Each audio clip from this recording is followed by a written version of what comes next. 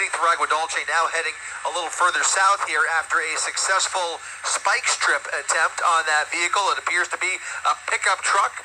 One of the tires did fly off just a moment ago. The front left tire appears, or the front left wheel rather, appears to be affected there, and you can see part of the fender even maybe falling off. Not sure. There it is, starting to grind into the asphalt there as he continues at 50 miles per hour without a tire on that front left wheel.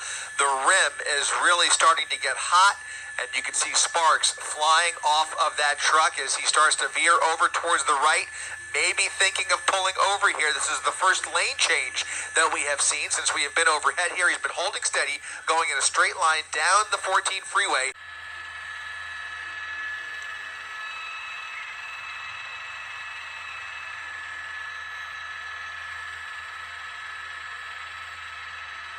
Oh yeah, it can still go for quite some time, even though he is on the rim there. But you can see the sparks flying there, again, on the driver's side of the vehicle. You can get a really clear shot now of that front left rim.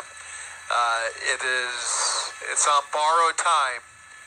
I can't imagine he's going to make it into the San Fernando Valley, but still, we've seen stranger things. You see this pickup truck southbound 14 freeway approaching the 5 freeway and the Newhall Pass. As I come out to a wide shot, you'll see a team of CHP officers in trail along with an airship overhead.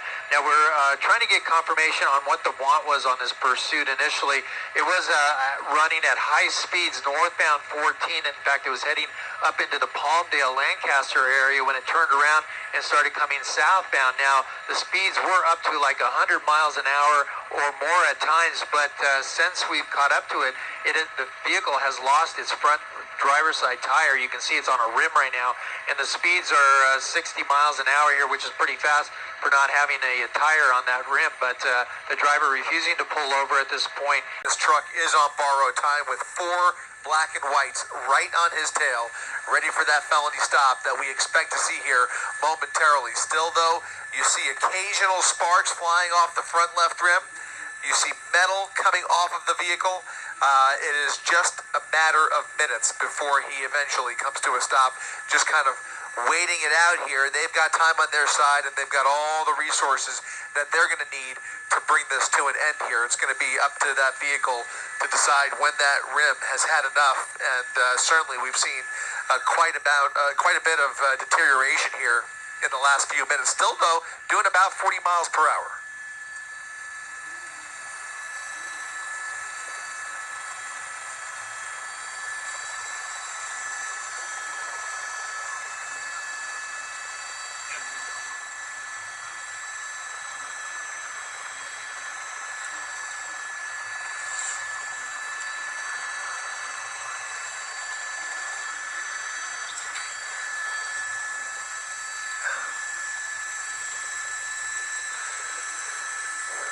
We are now in the San Fernando Valley through the Newhall Pass. Has made his way all the way down here from Santa Clarita.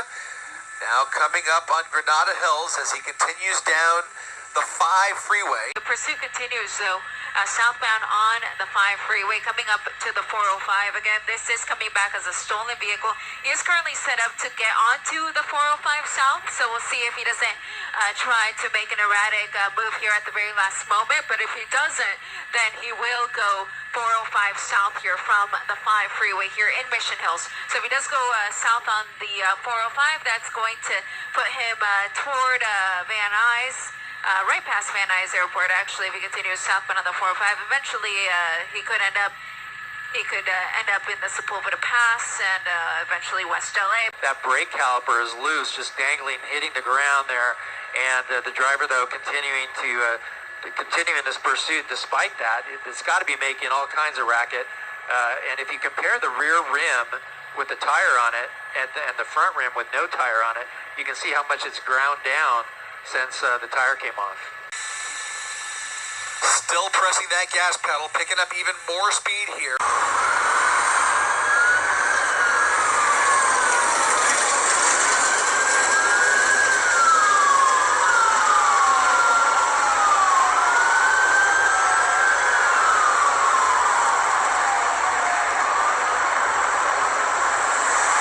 drifts this driver closer to the motoring public.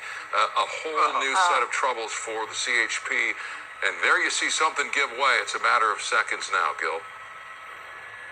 Yeah, that rim is about had it. The brake caliper looks like it's gone. The CHP unit's backed off a bit because of all the debris coming off the truck. He's going all the way across lanes. He may be ending it here. He might be getting off. I think this is Nordoff. Let's see, Roscoe now. Roscoe in Panorama City. So he's exiting the freeway. Let me come out to a wide shot. It's a long off-ramp, but he's got a red light. He's got no cars in front of him, and he's going to try to make that right turn. And look at this. He comes to a stop. He's going to jump out. This might be it. And he's given up. Yep, hands up. He's figured that's it. Can't go any further.